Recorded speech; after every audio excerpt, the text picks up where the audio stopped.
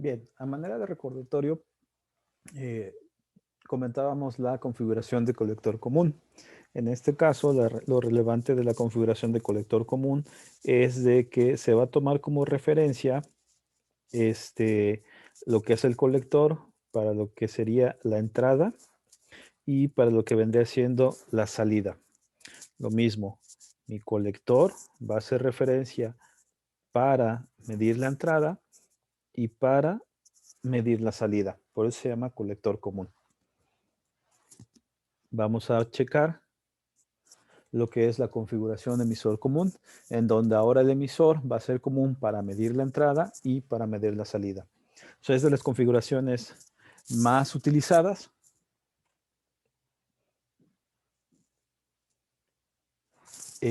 Tenemos nuestras tres capas. Vamos a empezar con el NPN. NPN. Vamos a conectar nuestro circuito. En este caso tenemos que polarizar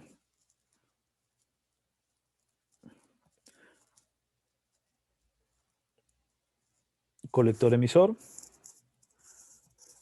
Esto es colector, esto es emisor. Y necesitamos polarizar la base emisor, la unión base emisor. Ahí está. ¿Cómo se llaman estos voltajes? Se llama voltaje BB.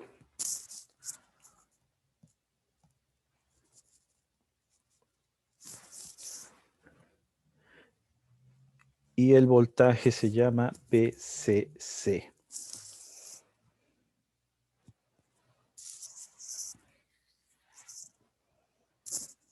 Bien, con esas polarizaciones, ahora tenemos de común a nuestro emisor. Y con esas conexiones se va a permitir que circule la corriente de base, que circule la corriente de colector y que circule la corriente de emisor.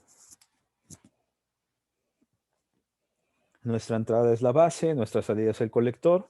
Con respecto a que vamos a medir la entrada que es en la base y la salida que es en el colector con respecto al emisor. Se establecen los flujos de corriente y pues resulta que tenemos que la gran cantidad de corriente va a circular de colector a emisor con una pequeña corriente ingresando de la base. Para el caso de nuestro transistor bipolar PNP,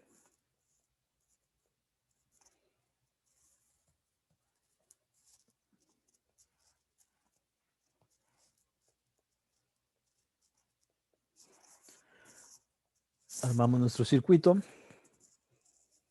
Vamos a dejar también nuestro colector en la parte de arriba, el emisor en la parte de abajo.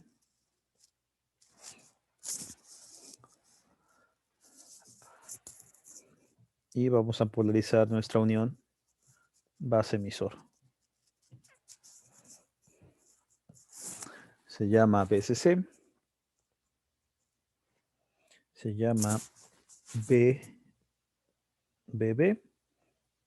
referido a que estamos polarizando la base. Le ponemos nombre a las terminales, colector en la parte de arriba, emisor en la parte de abajo y base en la parte izquierda. ¿Cómo me quedan los flujos de las corrientes?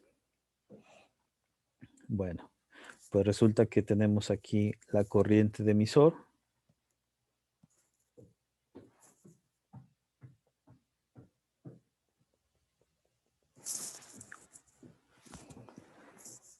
Aquí tenemos la corriente de colector.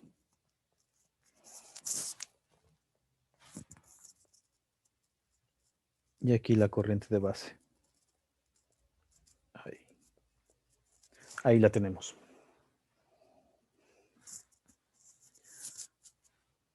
Nuestro emisor ahora es común a la entrada y a la salida. ¿Cómo nos queda la circulación de nuestra corriente? Pues resulta que la gran cantidad de corriente se va desde el emisor. Vamos a ponerlo por aquí. ¿Sí? Hacia el colector y un poquito se va hacia la base. Y resulta que con ese esquema vamos a tener que medir la entrada respecto al emisor y la salida con respecto al emisor. ¿Dónde es la entrada? En la base. ¿Dónde es la salida? Mi colector. Nos regresamos al colector común. ¿De dónde voy a medir la entrada? En la base. ¿Con respecto a quién? Con respecto al colector. ¿Dónde voy a medir la salida? En el emisor. ¿Con respecto a quién? Con respecto al colector. Base común. Voy a medir la entrada. ¿En dónde? En el emisor. ¿Con respecto a quién? Con respecto a la base. ¿Dónde voy a medir la salida? En el colector. ¿Con respecto a quién? Con respecto a la base. ¿De acuerdo? Y ahí están las tres configuraciones básicas del transistor bipolar. Ahora, en el caso de la configuración emisor común, ¿cuáles son las fórmulas que vamos a estar utilizando?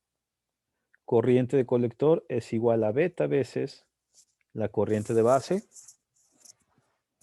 Se considera que el voltaje base emisor es menor que el voltaje que esté presente en colector emisor. ¿Sí? Para que funcione. En caso de que no se cumpla esa condición, no va a funcionar el circuito. ¿Ok? Y por último, vamos a decir que beta es igual a 1 entre 1 menos alfa. ¿Qué es beta? Ganancia de corriente. Es un factor de amplificación determinado por el fabricante.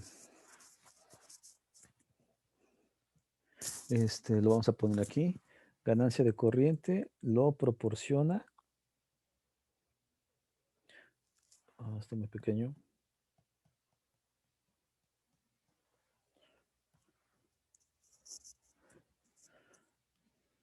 Vamos a ponerle aquí que lo proporciona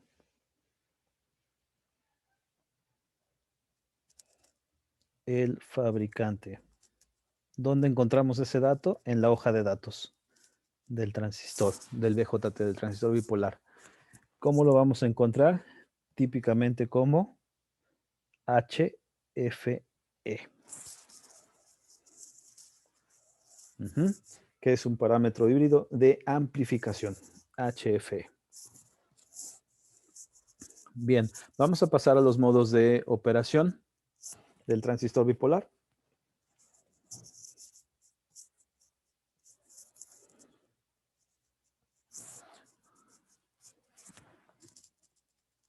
Modos de operación.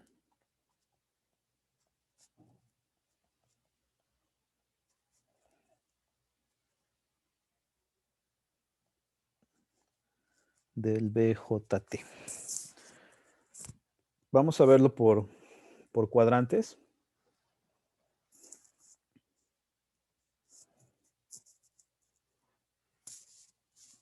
Tenemos un par de ejes.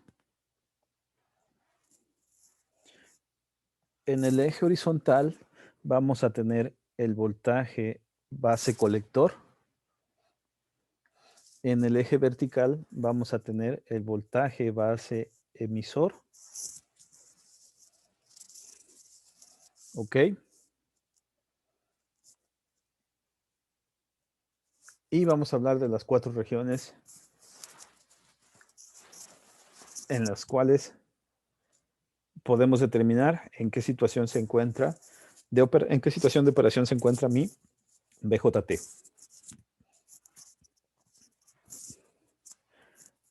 En el segundo cuadrante, ¿por qué empezamos en el segundo cuadrante? Porque requiero que el voltaje base emisor sea positivo y el voltaje base colector sea negativo, es decir, que la unión base-emisor tenga una polarización directa y la unión base-colector tenga una polarización inversa. Si ocurre eso en mi transistor bipolar, voy a estar en la región activa directa.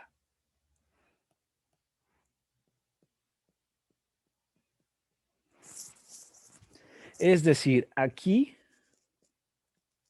va a poder tener, va a poder hacer un amplificador. Si en mi transistor bipolar yo tengo una polarización directa de la unión base-emisor y una polarización inversa de la unión base-colector, estoy en la región activa directa, es decir, ahí puedo amplificar. En el primer cuadrante, que va a ser mi segundo modo de operación, el segundo, resulta que yo requiero polarizar de forma directa la unión base-emisor, también necesito polarizar de manera directa la unión base-colector y esa se le llama región de saturación.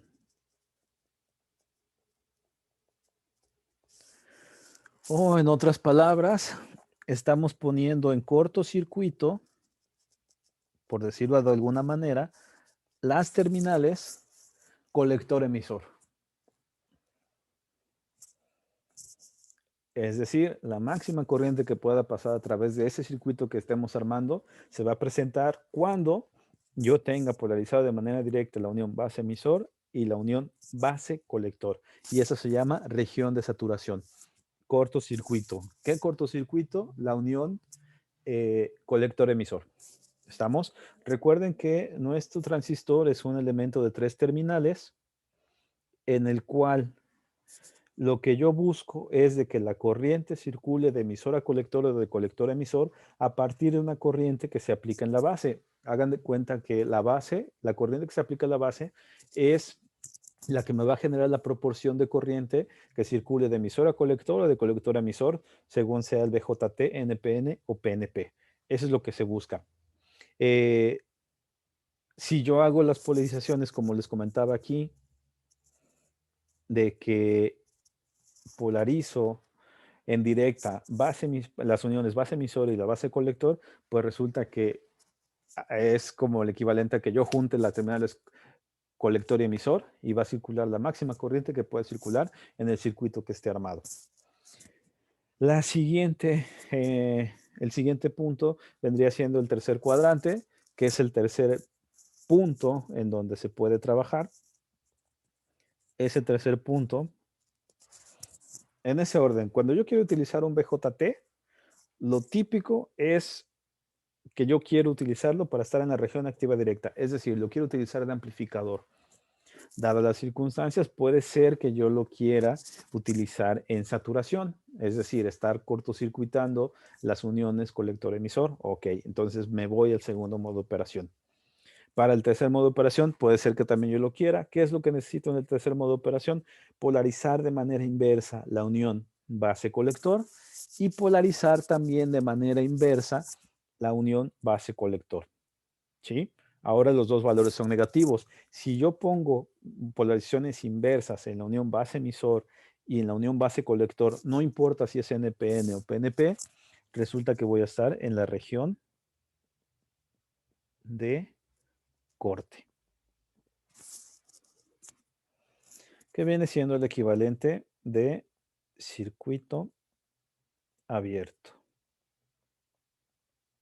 ¿Qué quiere decir con esto? Si yo polarizo de manera inversa las uniones base-colector y base-emisor, no voy a circular jamás corriente de colector a emisor o de emisor a colector en mis BJT. Jamás se va a presentar eso. ¿De acuerdo? Muy bien. Y finalmente, si yo aplico una polarización directa en la unión base-colector y una polarización inversa en la unión base-emisor, pues ese sería mi cuarto modo de operación y ese se llama región activa inversa. región activa inversa. Y esta, pues no se trabaja. ¿Por qué? Pues porque no hace absolutamente nada. No son condiciones deseables de operación. ¿De acuerdo? Es decir, esto no me va a llevar a ningún resultado concreto. Ni voy a amplificar, ni voy a poner en cortocircuito las terminales colector-emisor, ni voy a dejar abiertas las terminales colector-emisor. Es decir, no me garantiza nada, no me es útil, no me sirve para nada. Yo solamente debo utilizar mi BJT para trabajar en el modo 1, en el modo 2 o en el modo 3. ¿De acuerdo? En el modo 4 es una región activa inversa y no me va a hacer ni amplificar, ni cortocircuitar, ni abrir el circuito. Por lo tanto, no se utiliza. Muy bien. Entonces recuerden esa parte. Cada uno de los cuadrantes, recuerden, de la referencia hacia arriba tenemos valores positivos. Del punto de 0 hacia la derecha tenemos valores positivos. Hacia la izquierda de mi 0 tenemos valores negativos y hacia abajo son valores negativos. Eso me habla de, recuerden que las uniones en un momento dado, habíamos platicado al inicio con los equivalentes de que podrían ser como diodos, ¿no? O sea, tenemos dos diodos encontrados y vamos a polarizar las uniones para poder trabajar con mi BJT. ¿Sí? Entonces, cada vez que armen en un circuito, lo primero que tienen que probar son los voltajes en base colector y base emisor. ¿Ok?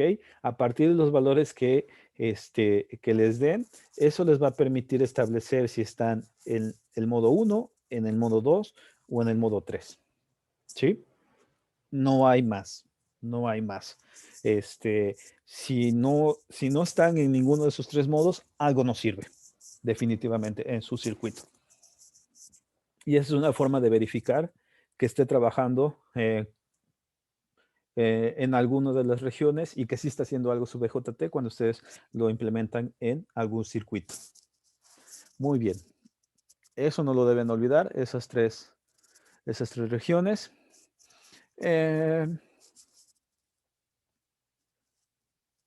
Vamos a anotar ahora lo que vendrían siendo unas consideraciones prácticas. Vamos a ponerle aquí consideraciones prácticas.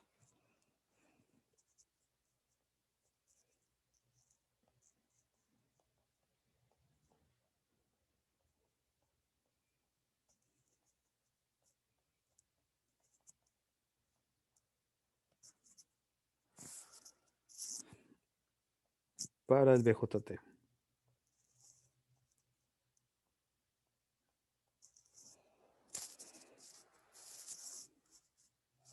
Muy bien. Voltaje base emisor.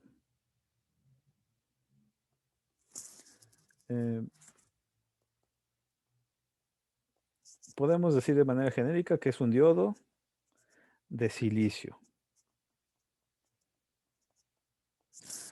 Por lo que siempre esperamos que ahí será 0.7 voltios. ¿Sí? Si queremos trabajar en la región activa. ¿De acuerdo? Si polarizo unión directa, unión base emisor, yo debo esperar ahí 0.7 voltios. Siguiente consideración.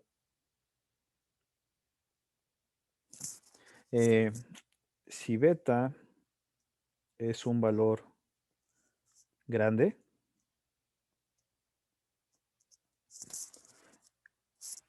resulta que alfa es prácticamente 1, lo que nos trae como consecuencia, por lo tanto, la corriente de colector es casi la misma que la corriente de emisor. Otro aspecto que no deben olvidar.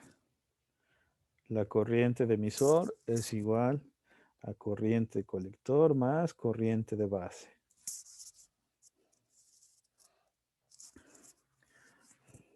Otro aspecto a considerar. Corriente de colector es igual a beta veces la corriente de base. Recuerden que beta en la hoja de datos lo van a encontrar como HFE. Por último, si la corriente de base es mucho menor que la corriente del colector, entonces deben tomar en cuenta que la corriente de base pues es mucho menor que la corriente de emisor.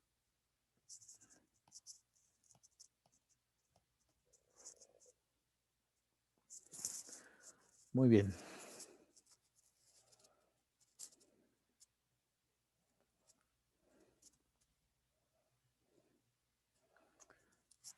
Un circuito característico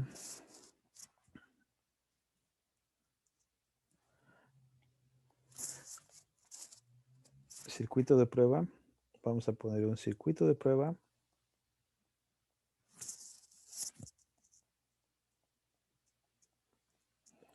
para la obtención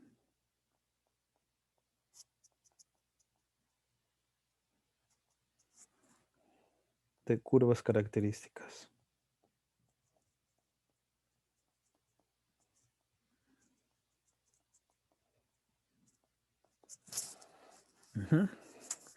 ¿Qué es lo que se hace? Se toma un transistor,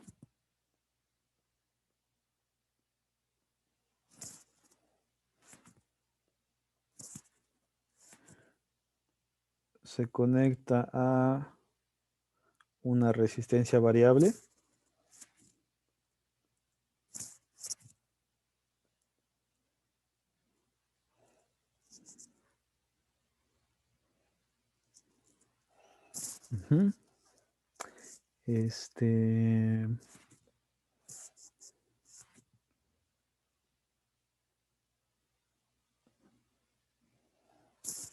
se toma otra resistencia variable, se conecta a la base,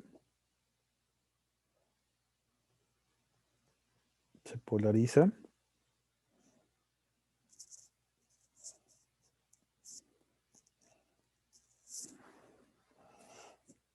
Esta sería una configuración emisor común.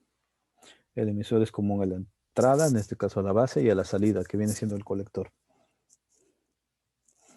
Tenemos que esto es, pues, mi voltaje de base. Vamos a suponer que este es mi BB. Esto vendría siendo una RB. Aquí tenemos una RC. Aquí tenemos VCC. Y pues las terminales son colector, base y emisor. Bien, lo que se hace es ir cambiando el valor de la corriente en la base, modificar la corriente en el colector y, por ejemplo,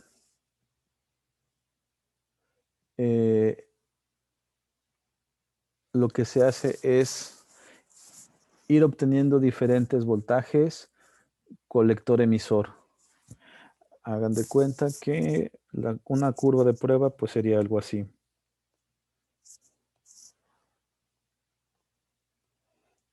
Tenemos mi gráfica. Aquí tendríamos el voltaje base emisor. Aquí tendríamos el voltaje de colector. Y de las mediciones, pues trazamos los diferentes voltajes. Cambio mi voltaje base emisor y mido cuánto da mi voltaje de colector. Y así sucesivamente. ¿Estamos? Perdón. Aquí en esta parte, lo que estoy haciendo es medir la corriente de base y el voltaje base emisor. Y veo cómo se va modificando el voltaje base emisor a partir de modificar la corriente de la base. ¿Cómo se modifica la corriente de la base? pues moviendo el valor de RB. Después, resulta que se hace para diferentes valores. Entonces yo lo que hago es mover RC para que mi voltaje colector emisor vaya cambiando. Un voltaje colector emisor 1 y hagan de cuenta que es un voltaje colector emisor 3, ¿no? Y resulta que mi voltaje colector emisor 1 en primera instancia, o el primer voltaje colector emisor, lo voy a ir disminuyendo, ¿sale? ¿A través de qué? De modificar RC. Y se va generando esa curva. ¿Ok? ¿Cómo se llama esta curva? IB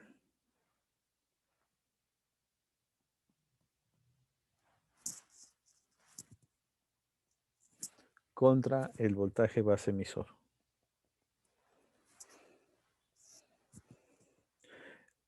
Coma, con BCE como parámetro.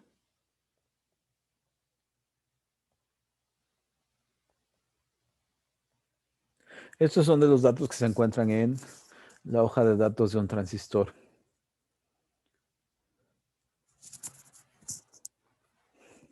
Vamos a poner otro. Todo se hace con el mismo circuito. De ahí lo que se hace es medir el voltaje colector emisor. Tengo mis dos ejes. Modifico el voltaje colector emisor. Mido el voltaje base emisor. ¿Sí? Y se utiliza como parámetro la corriente de base. Bien, ¿cómo quedaría esto? Pues sería algo así. Tengo un primer voltaje de base medido a partir de tener una corriente de base 1. Vuelvo a modificar mi voltaje colector emisor cambiando la resistencia de colector ante un nuevo valor de corriente de base y se me va a generar otro voltaje.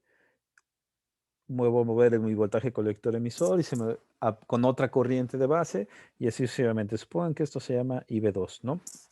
¿Qué es lo que debe pasar? Que IB2 debe ser mayor que IB1 y esta curva se llama curva característica voltaje colector emisor contra voltaje base emisor, ¿sí? Con corriente de base como parámetro.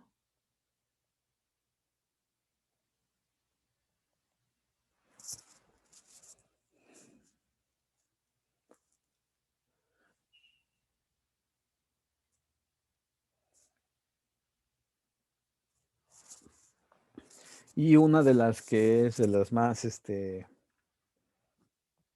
pues de las más utilizadas es la siguiente. El voltaje colector emisor contra corriente de colector, teniendo como parámetro la corriente de base. ¿Ok? Lo que arroja es lo siguiente.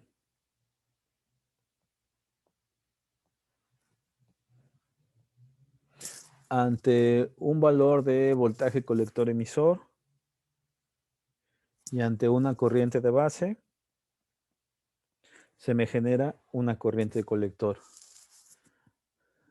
Si modifico mi voltaje colector emisor ante otra corriente de base, se me genera otra corriente de colector.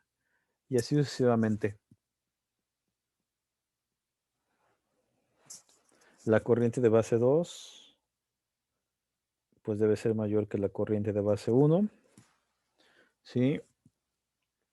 Y tenemos que esta se llama curva característica voltaje colector emisor contra corriente de colector con corriente de base con corriente de base como parámetro.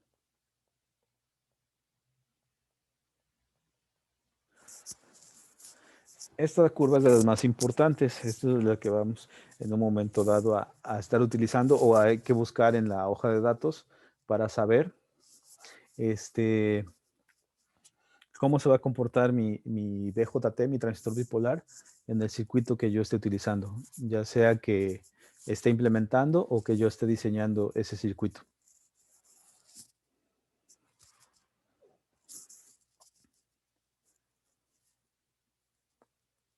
Bien, comentaba que es importante esta curva característica de voltaje colector emisor contra corriente colector, porque típicamente sobre esta se dibuja algo que se llama recta de carga.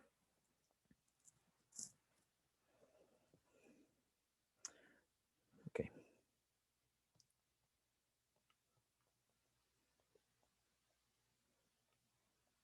Recta de carga. La recta de carga es una recta trazada sobre las curvas de salida del transistor para mostrar todos y cada uno de los puntos de trabajo posibles del transistor. Es decir, cuando la corriente de base cambia de 0 hasta algún valor dado, la corriente de colector y el voltaje de colector emisor también cambian. Se tienen que dibujar entonces lo que es la curva. Tenemos la curva que veíamos hace un momento. ¿Sí? Ya sabemos que aquí es voltaje colector emisor. Voltaje colector emisor, que aquí es corriente de colector. Se supone que ante los cambios del voltaje de colector emisor y ante un determinado valor de corriente de base, ocurre esto, modifico mi voltaje. Si modifico mi corriente, empieza a ocurrir esta parte. Y hagan de cuenta que es una corriente de base 2, ¿no? Se supone que van incrementando los valores de la corriente de base. Ya sabemos, ¿no?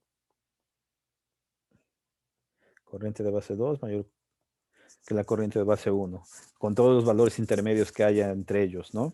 Hagan de cuenta que la corriente de base 1 vale 5 microamperios y que la corriente de base 2 vale 50 microamperios, ¿no? Y las demás curvas, pues son todos los valores posibles que puedan estar entre 5 microamperios y 50 microamperios. La recta de carga se traza aquí. Se tiene un punto en el eje vertical, en lo que es la corriente de colector, y se tiene otro punto en mi eje horizontal, en lo que es el voltaje colector emisor. Muy bien. En ese punto que está en el eje vertical, tenemos lo que es la corriente de colector de saturación. Así se llama. Y en este otro punto tenemos el voltaje colector emisor de corte. Con esos dos puntos se traza lo que es la recta de carga.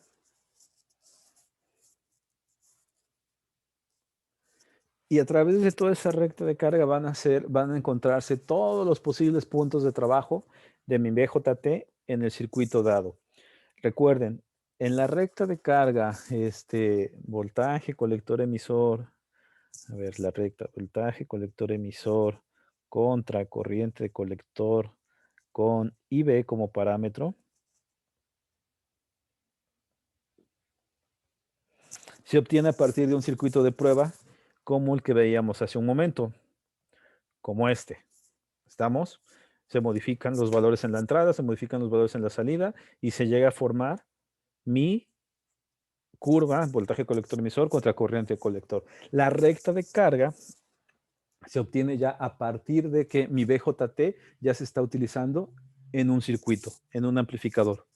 Ya lo pusimos a funcionar y a partir de las características y de los componentes que estén involucrados en ese circuito que yo esté construyendo, entonces puedo determinar el punto de saturación, el punto de corte, trazar la recta de carga y entonces encontrar todos los posibles puntos de trabajo de ese elemento y saber en cuál de las tres regiones, en el 1, en el 2 o en el 3, se va a encontrar trabajando.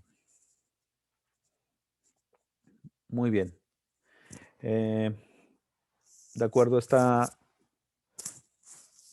esta recta, tenemos el punto de saturación.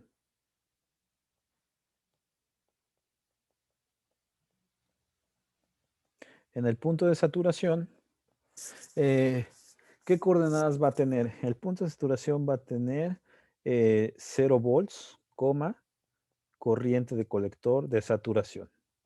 Esas son las coordenadas del punto. ¿Sí? Va a estar saturado cuando el voltaje colector emisor es prácticamente 0 voltios. De hecho, lo podemos prácticamente asegurar. ¿Estamos? Si el voltaje colector emisor es 0 voltios, entonces no hay de muchas. Estoy en el punto de saturación. ¿Ok? Por lo que la consecuencia es que la corriente que esté circulando en el colector de ese BJT, de ese transistor bipolar, pues va a ser la máxima que pueda circular de acuerdo a las características del circuito en el cual esté conectado mi BJT. ¿Estamos? Y pues eso se ve aquí gráficamente, ¿no? El punto de saturación está sobre el eje vertical. Ahí está ese punto, que significa que el voltaje colector emisor es 0 y que la corriente de colector que pueda llegar a ver, pues resulta que es la máxima para ese circuito. ¿Estamos? No necesariamente la máxima que pueda llegar a soportar su BJT. Puede ser que su BJT soporte más de esa corriente de colector de saturación o si soporta menos que eso, pues lo más seguro es que se dañe. ¿Sí? Muy bien. Ya que tenemos que el punto de saturación tiene esas coordenadas, pues bueno, ya saben, si ustedes miden, está conectado su BJT en un circuito y miden que en el colector emisor hay 0 voltios, pues resulta que van a estar en el punto de saturación. El punto de corte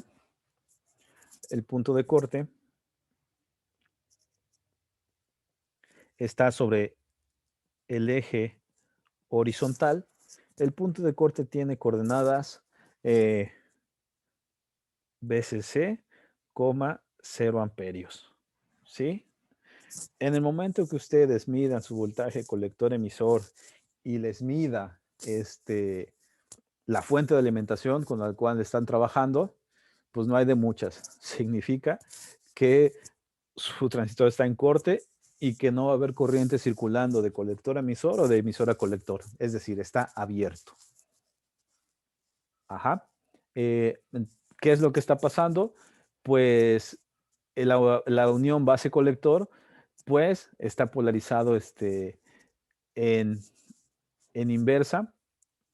No se alcanza a cumplir las condiciones del circuito que se muestran en los modos de operación. ¿Sale? ¿Qué es lo que ocurriría? Pues nada, que estaríamos en que el voltaje base colector está en inversa, que el voltaje base emisor también está en inversa, por lo tanto, no va a haber circulación de corriente, se considera en corte y el voltaje entre colector y emisor va a ser BCC. Muy bien, eso es lo que respecta a la recta de carga para que lo tengan en cuenta respecto a estas cuestiones teóricas. Posteriormente vamos a pasar ya a analizar un circuito para empezar a conocer su comportamiento, su polarización, ponerlo a trabajar y ubicar una vez que esté armado esta configuración, saber en qué modo de operación está, en el 1, en el 2 o en el 3, con la ayuda de la recta de carga y con eso saber cuál desempeño va a tener. Muchas gracias.